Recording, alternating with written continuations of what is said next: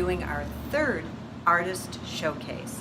The first one was at the Festival of the Arts, the second one was at the Sawdust Festival, but now we're back home in Clubhouse 4 at the art studio, and we can't wait for you to see it. If you have not visited this art studio, you want to see it. It's just full of wonderful light. We want you to meet some of the artists who are actually working on their projects right now. So let's go in.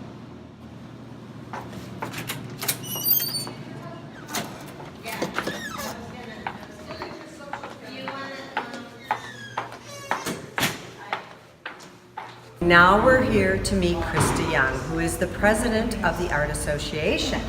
And we thank you so much for letting us come in and work in this wonderful space with all the light, which I'm sure you and all your other artists truly enjoy. This is definitely a gorgeous space. We have this wonderful north light.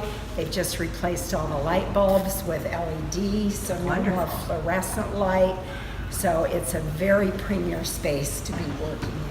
Terrific. So we're going to take a moment or two and talk to a few of the artists. And we thank you again for inviting us. You're welcome. Here we are with Joan Scully, and she's been working on her art today as we've been filming here at the art studio. So tell us about your inspiration and what gets you going and creating some lovely paintings. Depends on the day of the week. Aha! When did you start doing this? Probably about 8 years ago, maybe 9 years ago. And was it when you moved here? Retired for the 4th time.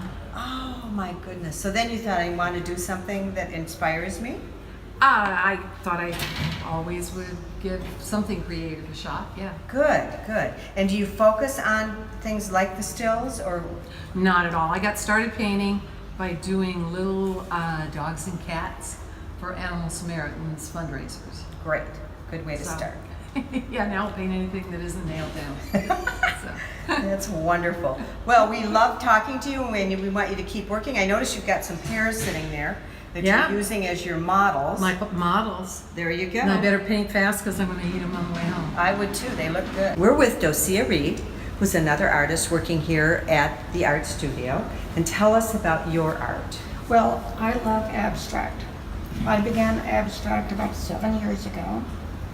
I normally do, in the past, I did seascapes, landscapes. I'm from Arizona. But I took a class here in the studio from Jim Gibson teaching abstract art. That was I it. had never done it before. I wanted to brighten up my home. So I brought 2 huge canvases about this size. I laid them on the floor, put newspaper underneath. I bought my big brush. I went Home Depot. I bought my big brush, and I got paint, and I started painting. Isn't that great? And then I was able to hang them in my dining room, and it just brightened up my whole house. And I just love abstract. And who are some of the abstract artists that you really? I love Picasso. Yes. Mark Rothko and Kandinsky, and you see a little bit of all of those in my work. How about Jackson and Pollock? But I have been known to Do a little bit of that? a little bit of that. Especially I found when I him put them fascinating. on the floor. Yes, that's what I guess that's really the way he did it, didn't he? And you'll see one of my paintings in the community center by the elevator. Oh, A large one. okay. Up there is my piece. Okay, I'm gonna look because I did see an abstract there, so I'm gonna have to now look And that's closer one of because my it's yours. first. It's one of my first paintings I did.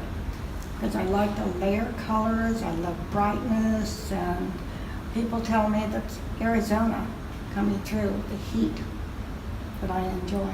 That's great. And weren't you rather happy to see that the community center is displaying the art of the artists here? It's wonderful. I think it's great. We have such wonderful artists. I know, and so many. Yes, That's what always so many. amazes me. And the artwork this year is better than it's ever been.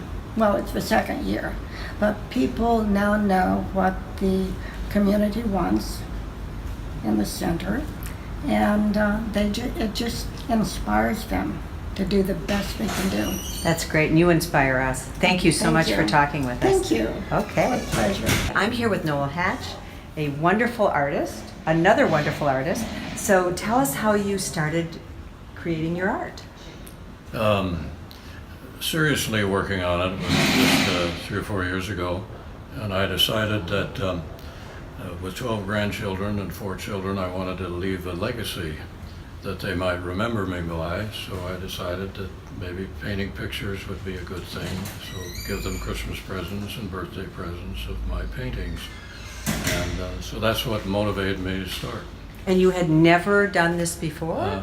No, many years ago, when we were living in Pasadena, I took an art class from Pasadena City College, but my business, I'm a lawyer, and my practice was so busy I never had time to do any of that. So we came down here, and a few years ago I decided this is something I'd like to do. And it's the like riding a bicycle. I mean, you were able to just go right in and start over and do. No, Did you take some classes? Yeah, the Saddleback Emeritus program Yes. was a big part, and Wonderful program. I would go to those classes, and I'd stop painting during the summer, and then I'd start again in the fall with another class. And the impressionistic style is my favorite, and landscapes. So it's a looser style. Don't judge it by this, but anyway, it has been very satisfying for me. It's a great outlet. As we were talking outside, you sort of go into another realm, it's sort of a Zen experience, and you get some music you like behind you, and it's a neat pastime. Isn't it? It really is. And tell us about this picture. What are you doing here? Well, this is somewhere in the Wyoming area. Okay. And I saw the photograph, and I was so intrigued with the vastness of the scope and the depth and so forth, and the contrast between the sky and the clouds, and so Very it's, blue and then some yeah, and the, darker clouds coming. yeah, and the clouds are not doing what I wanted them to do, which is one of the nice things about oil. You can paint over it. Many like acrylic and watercolor, but oil is my thing. So hopefully when it gets through, we'll have a completed painting that I'm proud of. Good. Now, do you, other than giving these as gifts, do you ever show your art anywhere, either in the village or anywhere else? I've had 2 or 3 paintings here. I have one that's hanging in the clubhouse. 2 Oh, good. was selected, and then I have had a couple. I have a painting in the boardroom on the village boardroom, and one on the wall. So, but I sold one painting years ago as a donation for $35, and that was the only painting. And that was a few years ago. So we know you do it for pure pleasure. I really do. And yeah. that's wonderful. Yeah. That's really, I think, what a lot of artists feel, but then sometimes it works into something more, or sometimes just the great satisfaction of what they've been doing. Yeah. Well, thank you so much for Thank visiting you. with us. It's been a pleasure.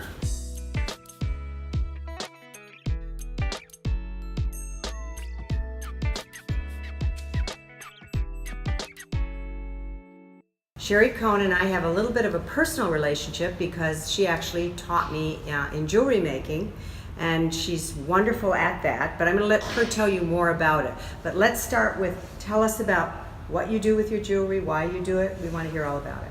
So this is my jewelry, and it is made from a process called lost wax casting, and it is a combination of, this particular one here is made out of bronze. This one is made out of sterling silver and bronze. I use lots of different materials, very unusual materials. For instance, this is petrified palm from the heart of a palm tree. This is a stone called Chalcedony rose. But I also use traditional things like amethyst and crystals, interesting clock parts. This is a fabulous piece of crystals for those of you who are really interested in crystals. And the process that I use is something that I call spontaneous creation. So I don't plan my work out. What I do is I work with the stones, and I work with the waxes as I'm designing. So I'll lay things out, and I'll decide I need a little more here, a little less here. So it kind of comes about in its own organic way. And my goal is that the pieces look like they happened almost in a spontaneous method. So they are it's very non-traditional. I also specialize in asymmetry. So you will notice in all of my pieces the sides don't match, and the whole piece kind of creates a journey, a story. I've been doing jewelry for over 20 years. I started at the Irvine Fine Arts Center and learned how to make jewelry there. Now I teach jewelry metalsmithing at the Irvine Fine Arts Center, and I make my living selling at art festivals, along with my husband Brian Giberson, who was just recently at the Festival of Arts with his lovely totems. You guys might have seen two ago that they interviewed him. And what I try and do is I try and capture things that are bold and dramatic. What I try and do is I try and have pieces that are gonna, when you wear them, it's not about having jewelry, it's about wearing art. It's about celebrating the strength of the female. It's about female empowerment. It's about presenting yourself in a way that says, here I am. I'm not invisible. I want you to see me, and I want you to understand that I am a unique and unusual individual.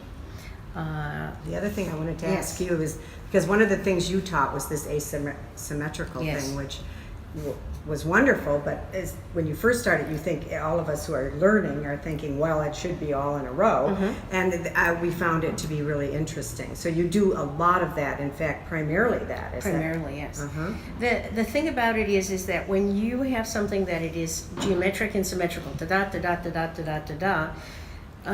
it's kind of like a shortcut. The person looking at the jewelry finishes the story before they've even looked at it all.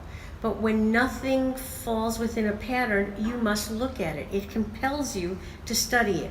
If you are using, for instance, if I'm using here, I have things that are breaking the orientation. They can go any way. They can go evenly, they can go unevenly. I'm mixing stones, I'm mixing glass. I'm mixing things that are precious with things that are non-precious. And so what you end up with is, you end up with a piece of art. If you have things that are symmetric, well, everybody knows what it is. They fill in the shortcut, and they go, okay, I have a blouse that's going to match that. So this is kind of like the difference in theory when you have a painting. Are you painting to have something that matches your couch or your decor? Or are you having a painting on your wall that inspires your soul? And that is the same direction that I go in. Are you buying something to match an outfit, or are you buying something to inspire your soul?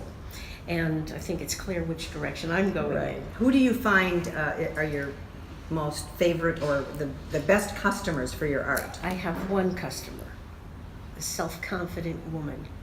If you walk into a room and you don't want anyone to notice you, you should have known my pieces.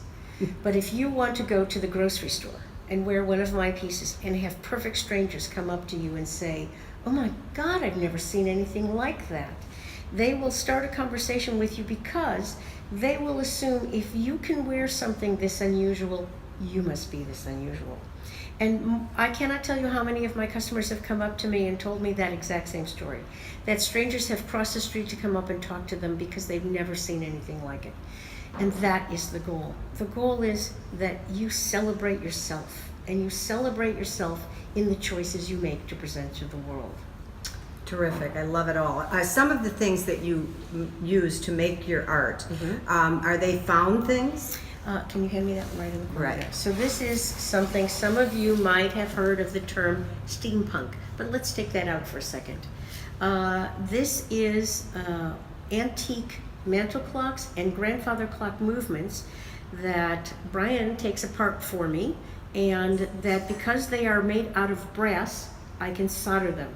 So they are old, and I can use them and I can create my own vision out of them. They don't work. It's not something that moves, because that would be something we would call a clock. But what it does is it captures the mystery of the Industrial Revolution. It captures the mystery of what technology in that early day meant for people. So it kind of creates almost a magical dialogue with people when they wear it. They go, what is that? Why is that? Why do you put that on? And yet when you put it on, it's extremely intriguing. So I use a lot of found objects. Whenever I'm finding something interesting that I go, okay, I'm going to use that. And because I do lost wax casting, I can take anything, any size, and I can make an environment for it. Can you just explain a little bit about lost wax casting? So what lost wax casting is, it's almost, you could call it, in a sense, an alchemical process. I take a wax and I make a pattern. I make all kinds of patterns on it, and I cut it apart, and I melt it, and I do all kinds of crazy things with it. I come together for something that's going to fit on the stones. Once I get it together, then I have to create an environment where the wax can melt out. So there are these wax wires, which we call sprues, and we then put that into a rubber base. So now there's the wax, there's the channels, and it's in a rubber base. We put a steel flask around that, and we pour something called investment, which is like plaster of Paris, over it. It hardens. After it's hardened, I take the base off, and I put that steel flask into a kiln where I cook it at 1200 degrees. The wax then melts, and it falls down out of those channels and disappears. So what I now have in the plaster of Paris-like substance is nothing, emptiness, a hole. In the meantime, I take a crucible and I melt my metal, whether it be silver or whether it be bronze, and I put it in a machine that's a centrifugal machine. So you wind it up and lock it. When the flask is hot enough, 3 hours, so I have a crucible full of liquid metal, and I have a flask full of nothing. And I put them side by side. So there's a hole here and a hole here. We release the centrifugal machine. It goes, and it shoots that liquid metal right up through the flask, and it fills up that empty space. And it makes, if I have my fingerprints on it, it takes the fingerprints. It takes whatever's on there. And then I take that and I quench it in a bucket of water, and that white plaster of Paris-like substance disintegrates. And now I have the metal piece. Now I have to clean it and polish it and do whatever I'm going to do with it. If it's bronze in particular, what I do is a lot of people wonder, are these copper? If you look inside of here, you see the color behind the crystal? Mm-hmm. What I've done is I have added a patina onto the copper to give it colors, and copper and bronze takes that patina beautifully. So I can control the colors. I can make them dark and highlighted. I can do whatever I want to control the colors. And again, the patina is part of every single element that I'm using is part of the total creation. So it's not about the stones, it's not about the beads, and it's not about the bronze. It's about the total. And so when you create it, what you want is the first time when someone looks at a piece, they have an emotional reaction. That's my goal. And you achieve it, I know you do. Thank you so much. Thank you so much. If you wish to get in touch with me or find out more about these, my website is indigolights it's indigolights.com, or you can send me an email, indigolights@earthlink.net. And I look forward to hearing from you. Thank you, Sherry. It's been a pleasure. Thank you.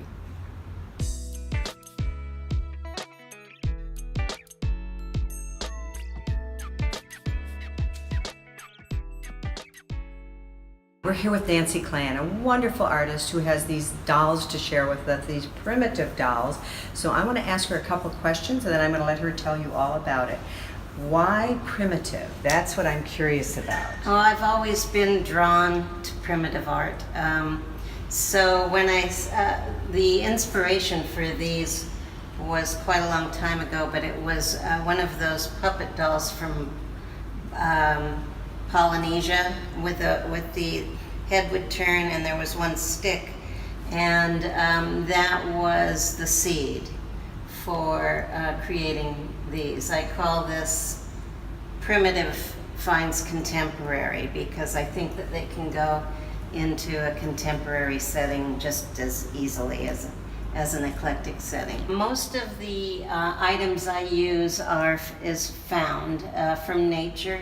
This gal has jacaranda pods for her hair, little seeds for her boobies, and this is a palm cloth is what I call it. I like to get it the stuff that looks more like fabric. Bamboo for the arms, and I use paper mache for the head and the shoulders. I generally start with a headdress, or that's usually just the place I start. This particular piece here It was just in the street. Someone had run over it. So I thought it looked good enough for a doll. I agree. It's wonderful. Little earrings that are also the knots for the bamboos. And this little guy over here, these were leaves that had fallen on the ground at the Bauer Museum one afternoon when my husband and I were there. There's a big tree in the courtyard, and there were just yellow leaves everywhere, and so I was scrambling around to pick them up. I did enhance them with some paint. I was going to say, how do they Because stay I so had had them- beautiful? Yes. I had them for a year or so before I used them, so. So you had to fix them up just to tease. Yeah, just to give them more body. I didn't want them to be too delicate for the piece. But they look so great. I mean, they look so strong. Yeah, So you did a great job and with that. also very strong eyebrows. Yes. Yes. Wonderful. So I just use acrylic paint, and whatever I feel. Today I took a piece off of a palm tree. You know the pods that fall down or are coming down from. I cut a couple of those off, and I'm trying to make a garment out of those. I got a hold of the straightest ones I could. So it just, if I see something, I pick it up. And the interesting thing is that they lasted. I mean, I know you enhanced them, but they do last. I mean, even though you're picking these things that sometimes are supposed to be dead, right, or not really alive much anymore, and then you're collecting them, keeping them until you have the right inspiration. Right. That's terrific. Who do you find are your customers that really are into this type of art? I usually sell at, like the Balboa Art Walk, and a lot of times people buy them for somebody else, which I think is but mostly it's like a daughter, and the mother buys it for her because she liked it, and I find that the people either love them or they don't like them at all. And the people who love them find them fun and different.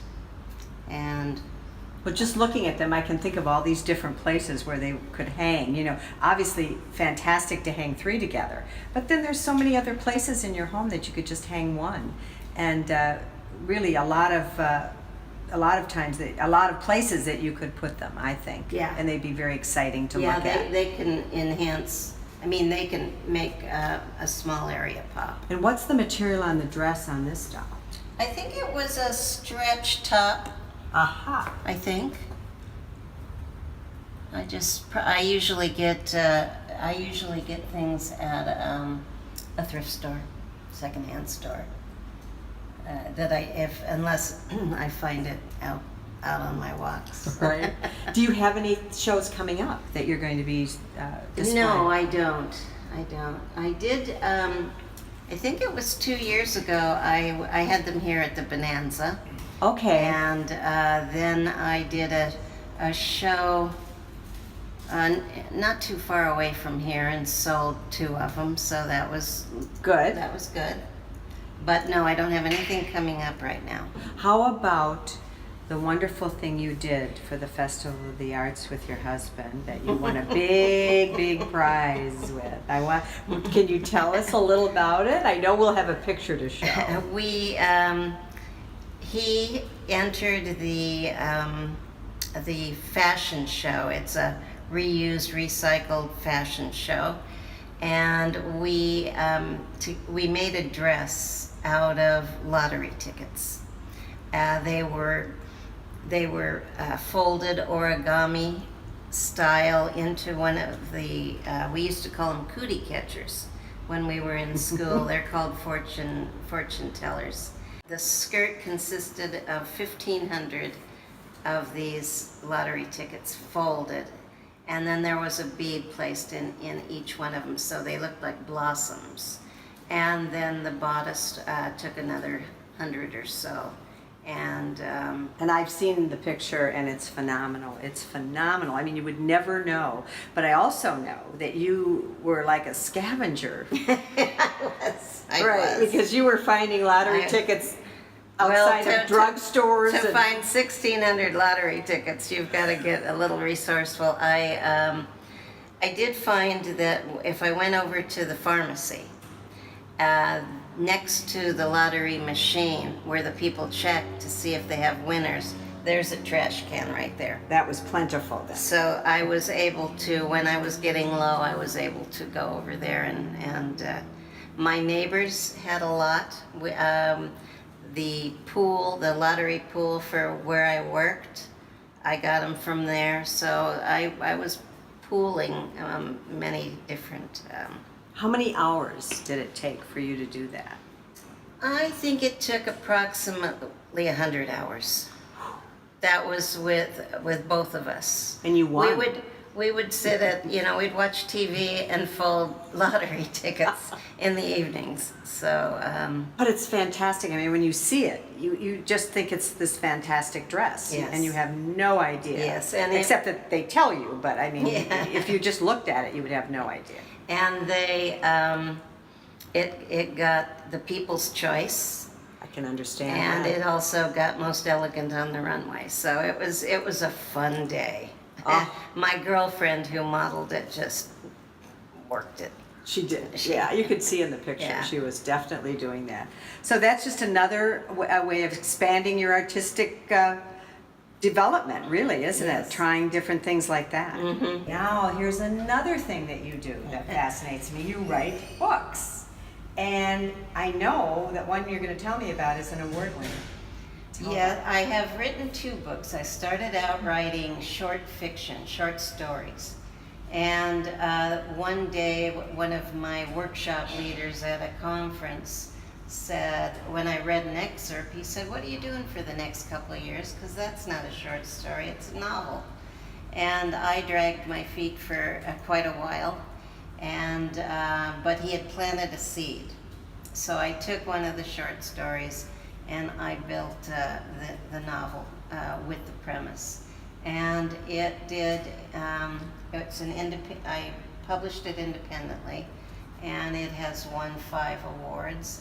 And then I put together a book of short stories. So I've got a novel called The Clock of Life. And it's available with a video on YouTube, which will absolutely make you want to read the book. Because it's That's a right. wonderful, short, wonderful video that's going to say, I want to read that book. That's right. They call it a book trailer, And it I've really worked. put it on YouTube. And then I've got the collection of short stories that is called Like the Flies on the Patio. I love the name. That's my husband's favorite short story. So named it that. I named it that. So what's next? What are you going to do next? Let's see, what am I going to do next? Right now, my husband is a ceramist, and we're putting together a website, and I'm doing the photography of those pieces, which is, And to do that well, it takes a lot of work. yeah, it's just you have to be, kind of picky about how things Yes. look, and so I am. Well, it's been a total pleasure to talk to you and hear about all the things that you do. So tell our audience how they can get a hold of you or reach you if they're interested in knowing more about your wonderful dolls or your books. My website is primarily for the books, and that's nancyclanmoran.com. But my email would be a good way to get a hold of me, and that's KLANNCY@AOL. That's Clancy at AOL. Right. Thank you so much. It's been a real pleasure. Thank you, Sandra.